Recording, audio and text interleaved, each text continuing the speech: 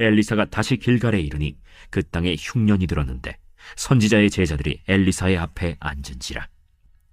엘리사가 자기 사환에게 이르되 큰 솥을 걸고 선지자의 제자들을 위하여 국을 끓이라. 한 사람이 채소를 캐러 들에 나가 들포도 덩굴을 만나 그것에서 들호박을 따서 옷자락에 채워 가지고 돌아와 썰어 국 끓이는 솥에 넣되 그들은 무엇인지 알지 못한지라. 이에 퍼다가 무리에게 주어 먹게 하였더니 무리가 국을 먹다가 그들이 외쳐 이르되 하나님의 사람이여, 솥에 죽음의 독이 있나이다 하고 능히 먹지 못하는지라.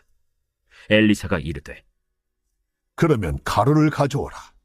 하여 솥에 던지고 이르되 퍼다가 무리에게 주어 먹게 하라. 하매 이에 솥 가운데 독이 없어지니라. 한 사람이 바알 살리사에서부터 와서 처음 만든 떡 곧 보리떡 20개와 또 자루에 담은 채소를 하나님의 사람에게 드린지라. 그가 이르되 무리에게 주어 먹게 하라. 그 사환이 이르되 내가 어찌 이것을 100명에게 주겠나이까? 무리에게 주어 먹게 하라. 여호와의 말씀이 그들이 먹고 남으리라 하셨느니라. 그가 그들 앞에 주었더니 여호와께서 말씀하신 대로 먹고 남았더라. 열왕기는 손에 칼을 든 왕이 아니라 하나님의 말씀을 든 선지자를 통해서 이스라엘이 다스림받는 모습을 보여주고 있습니다.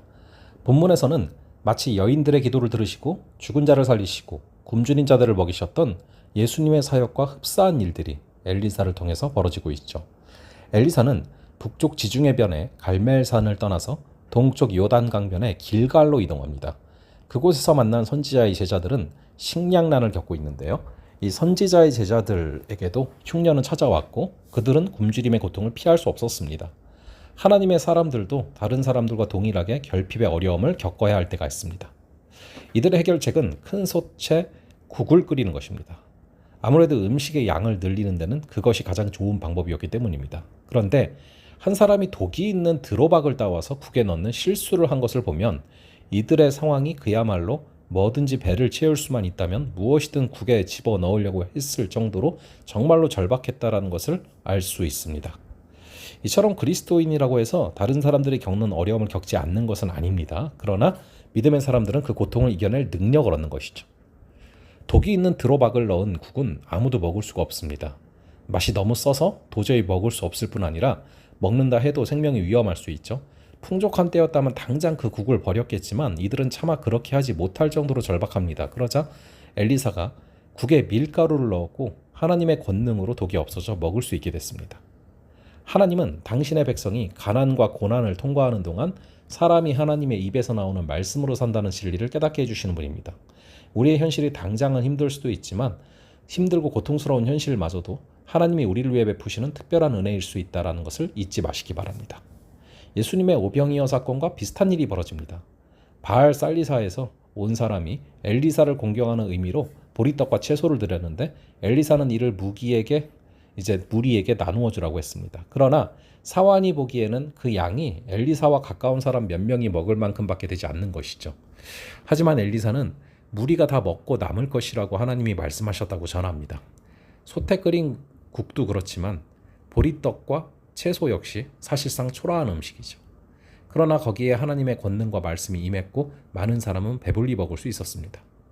이처럼 하나님 나라의 잔치는 사소하고 적은 음식으로도 많은 사람을 살리고 만족시키는 잔치입니다. 세상의 시각으로 볼 때 우리 모습이 어떠하든지 하나님의 백성에게는 소박함 가운데서도 세상이 알 수 없는 넘치는 기쁨과 만족이 있게 마련이죠. 하나님의 나라는 화려한 건물이나 수많은 군대와 관련이 없습니다. 엘리야는 털옷을 입고 다녔고 엘리사는 수냄 여인과 같은 이들의 후원을 받았습니다. 그러나 진정한 풍요, 진정한 행복은 인간 왕이 통치하는 세상 나라가 아니라 선지자가 말씀으로 통치하는 하나님의 나라에 있는 것이죠. 비록 사람들의 눈에는 초라해 보일지라도 거기에 참 생명과 기쁨이 있습니다. 눈에 보이는 세상의 풍족함에 현혹되지 마시고 하나님 나라의 풍성함을 바라보며 걸어가기를 간절히 바랍니다. 잠시 기도하겠습니다. 아버지 하나님, 오늘 말씀을 통해서 하나님의 백성일지라도 고난이 있음을 바라봅니다. 하지만 믿음의 사람들은 또한 그 고통을 이겨낼 수 있는 능력이 부어짐을 바라봅니다. 아버지 하나님, 우리가 당장 현실이 힘들지라도 그런 고통스러운 현실마저도 하나님께서 우리를 위해서 베푸시는 특별한 은혜임을 잊지 말고 걸어가게 하여 주시옵소서. 아버지 하나님의 나라가 화려한 건물이나 수많은 군대와 관련이 있는 것이 아니라 아버지 하나님의 나라는 말씀으로 통치함 받는 것에 있음을 잊지 말게 하시고 주께 통치받음으로 말미암아 평안함 가운데 걸어가는 그런 하루 되게 하여 주시옵소서. 감사드리고 이 모든 말씀 우리 주 예수 그리스도의 이름으로 기도합니다. 아멘. 그럼 또 다음번에 뵙도록 하겠습니다.